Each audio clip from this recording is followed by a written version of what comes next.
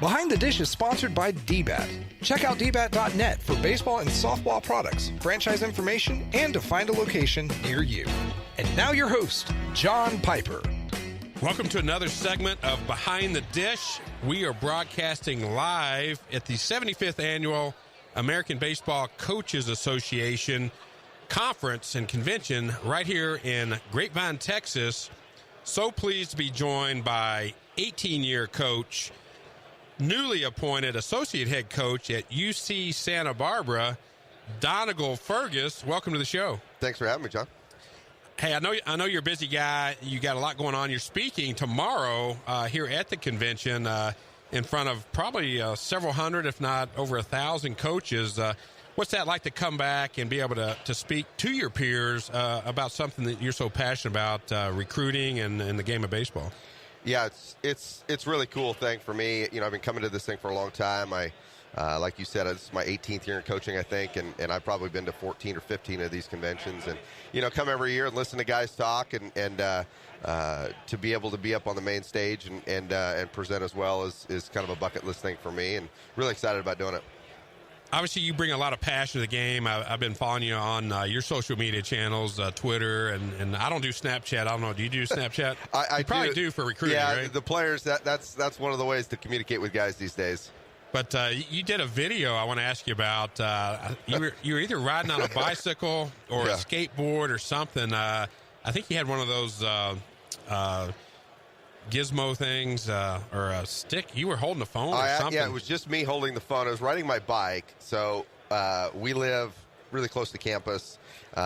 It rains like 2 days a year in Santa Barbara, so you get to ride your bike a lot. So I ride my bike to work every day, and Jeremy Scheetinger, who's the liaison for us all with the coaches, he asked a few of us that were presenting to do a little video, and so I did it on my way to work because he was hounding me and tried to capture my daily grind. That's what's great about the coaching fraternity. I saw former Kentucky coach Keith Madison, who's very involved here at ABCA. He chimed in and complimented you. I don't know if you saw that. Said, wow, I got to meet you. Wow, doing a video with no hesitation on a bike. You know, a very talented coach. So that gets a lot of attention here at the baseball community. And you probably got one or two coaches that have never been to ABCA that are here, maybe as a result of seeing that video. Well, that's the genius of Sheets with his marketing and promotion stuff, is he's rallied those of us that are involved to bring more people in, and he's great about that. That's the point of the whole thing, is to maybe drag another coach in, and this thing, you know, you mentioned speaking tomorrow. There's every single year, I think there's more and more coaches that show up to this thing. I think we're over 10,000 members now. I think there's like 6,000 or 7,000 people here, coaches coming to this thing, and it's great. I mean, and I started out the same way, like, well, let me go and learn something and try and figure this thing out. And it's a great event, and so we hope that more and more young coaches come to this thing. Are there any, I know there's it's hard to cover it all. There's no way to cover it all, as a matter of fact, but there's all kinds of, there's the youth clinics going on. There's the main stage, all types of speakers from all areas of the game. Do you have 2 or 3 speakers that you have circled, Donegal, that you want to go listen to? Yeah, it's always interesting.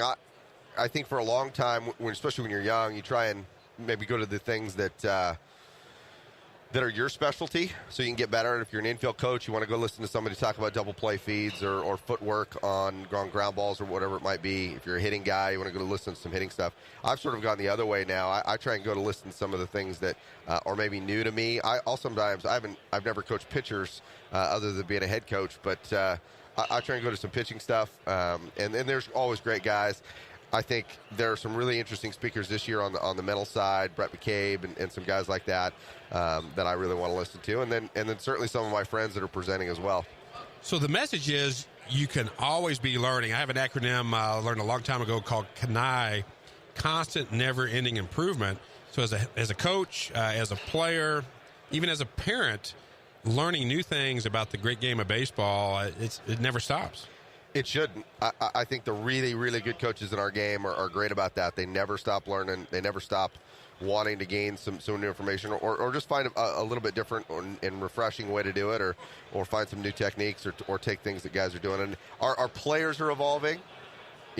Every generation's a little bit different, every group's a little bit different, and if you're not keeping up with that, I think you're shortchanging yourself and your team. So, well, Coach Fergus, before we talk about your current opportunity at UC Santa Barbara, let's take a step back. You mentioned you spent 10 years at the junior college level. Obviously, I've talked to a lot of junior college coaches. I applaud and commend your efforts at that level, because a lot of times you're learning how to fix mowers, you're striping the field, you're doing a little bit of everything. But talk to us a little bit about what it was like at the JUCO level and how that prepared you for the opportunities that are presented there at UC Santa Barbara today. I tell people this a lot. I think junior college baseball is the best learning environment to see if you can do this thing. You have to do everything, and you mentioned that, fixing mowers and all kinds of stuff. You literally have everything on your shoulders. As a junior college head coach, you are head groundskeeper, head fundraiser, head academic advisor, lead everything. And so you're forced into it because you don't have resources, you don't have a lot of money. Budget's a little tighter. A little bit tighter, right? Yeah, you're pulling out your own credit card for a lot of stuff. So it's an incredible learning environment. If you're a young coach who wants to get into this thing and see if they can make it at the college level, find a JUCO head coach to grab onto and offer your services. There's usually not a lot of money or glory in it, but there's incredible learning opportunities. And that helped you, great opportunity at the University of Washington, where you were well documented, one of the top recruiters in the country, some of the top 10 and top 15 recruiting classes that you assembled with the Washington Huskies. Talk to us a little bit about that program and what it was like to send quite a few players on to the big show in Major League Draft. Yeah, it was. My time at Washington was an incredible experience, and obviously it culminated in a trip to the College World Series last year, and worked with one of my best friends and just an incredible guy, Jason Kelly, who's the pitching coach there still, was the D1 Baseball Assistant Coach of the Year last year. And we had some great success, back-to-back top 10 recruiting classes at a place that had never done that before, and an opportunity with the help of an incredible athletic director, Jen Cohen, up there, with just the vision to make that place great. We were able to do some cool stuff, and I think my time in the junior college level and then at Seattle University as well, in the Northwest especially, really helped us lay the groundwork to combat the big boys. Oregon State, Pat Casey built a monster down there in Corvallis, and we were able to finally start winning some of those battles and really challenged everybody to get better and not sell ourselves short. I think that's one of the things that it gets easy in this business to say, well, I'm not going to get that guy in recruiting, so I'll settle for plan B or plan C. And I think if you're not stretching yourself a little bit and taking some shots, it's hard to achieve on a big level. As far as player development, Coach Fergus, you've worked with some of the top players in the game. At the JUCO level versus the Division I level, we see it a lot. Some of the best players in the game hone their skills at the JUCO level. Was there much difference in caliber of player you saw when you were at the JUCO level versus Division I?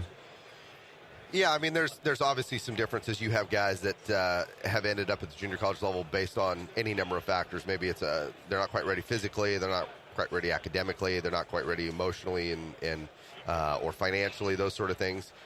I think your top-end talent, and you look across the board at some of the best junior colleges in the country, those players come from the Division I level. Maybe they're a kickback, or maybe they're just a kid who says, hey, I want to play the draft card a little bit. I'm not ready to spend 3 years in a place, so I want to keep my draft options open. I think you have some really high-end talent at the junior college level. The challenge is you also have a lot of kids that are missing something or deficient in an area, and you've got to be able to bridge those gaps and get everybody on board. And that's why it's such a great learning environment. And from a player development standpoint, to be able to figure out what does this guy need, what does this guy need, and what does this guy need.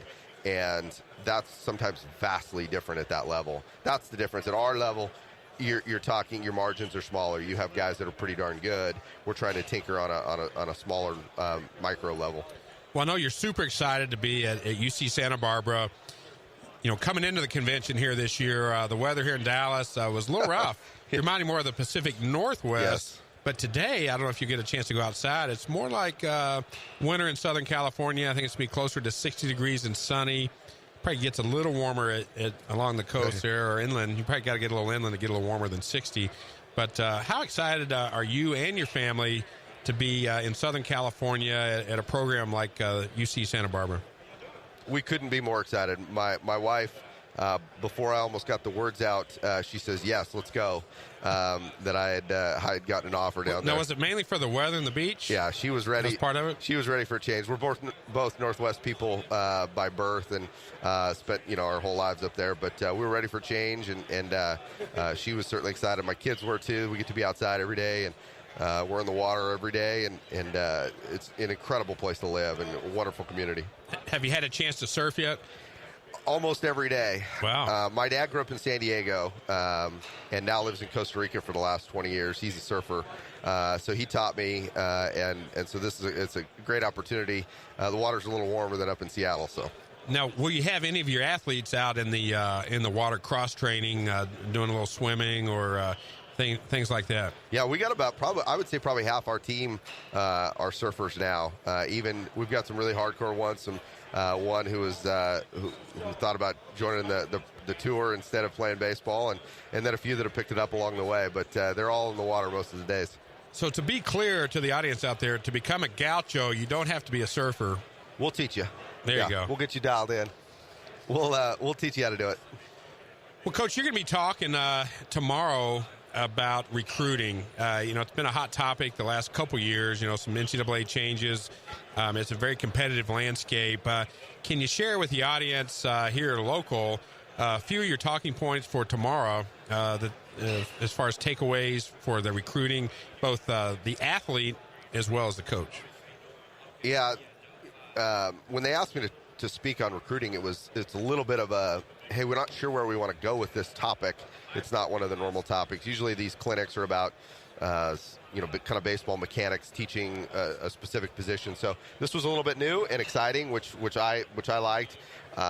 Where we decided to take it was talking about how both sides of the recruiting process can work together better. You have players, parents, high school, junior college coaches, travel ball coaches trying to get themselves or their players recruited, and then you have those of us on the college side that are recruiting those players. And how do we be better at both sides of that? How do I be better as an evaluator and as a roster builder and as a recruiter technically? And how do players, parents, coaches do a better job of getting themselves in front of the coaches that they're interested in or that are right fits for them? How do they navigate that process? And how do we work together better so that the outcomes are what everybody deserves? It's tough sometimes because there's such an arms race in this deal. Is I got to get somebody before somebody else gets him. The player looks around and sees his buddies committing and says, well, where's my opportunity? I need to take something. And sometimes those decisions aren't well thought out or they're rushed. And so my talk tomorrow is basically trying to speak to everyone and say, hey, we can do a better job together on this thing so that kids get an opportunity to end up in a place that really fits them. There's a place for everybody to play, and I know that gets said a lot, and everybody, I think, believes it deep down, but maybe doesn't live it. So that's where I'm going to head with things tomorrow. Yeah, baseball's been known, we see, especially for pitchers, a lot of top programs even will grab a pitcher when they're an incoming freshman or sophomore in high school, to grab them, maybe get them off the market. Through your recruiting experience, how often have you seen a kid or a program commit to a player or a player commit to a program as a freshman or sophomore in high school, only to have something unravel or rescind that by the time signing day comes around, their senior year in high school? Yeah, it certainly happens, and I think when it happens, it certainly gets attention. We were in our meetings last night, our Division I meetings, and Kevin O'Sullivan, who's the head coach of Florida, obviously was talking about that, and he was sort of defending the SEC and his honor a little bit, because I think they get the bulk of the headlines on those sort of things about, hey, it's not, if we have 15 kids in a recruiting class, it's only one or two that those things might happen to. And so there's still, 10 to 12 to 13 that are still getting what they People what they hear about the bad for. news. Like exactly. That one. Yeah. Exactly. And so I think it's a little bit overblown, but it is an issue. And the more we can reduce that, I think the better. There's an inherent challenge that goes into that. If you commit when you're in ninth grade or even as a sophomore, you still got a couple of years that you've got to keep working. And I think sometimes the disconnect happens where maybe a kid thinks, well, I made it and I'm good and nothing's going to change that. And they let off the gas a little bit. They're not quite as hungry.